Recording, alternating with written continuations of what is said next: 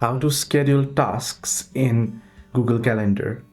Well, hello everyone, welcome back to the channel. In this video today, let me go through the steps on how you can schedule tasks in Google Calendar. Well, to schedule a task in Google Calendar, you can create a task from the create button. For example, open up Google Calendar, tap on the plus icon at the bottom right, and then click on task, and then you can proceed to create a task.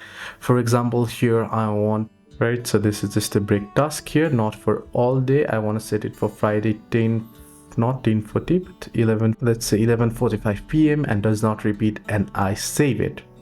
Right now it is here. So this is the task for the day. But if I tap on it, if I check on it, I'll be able to see here.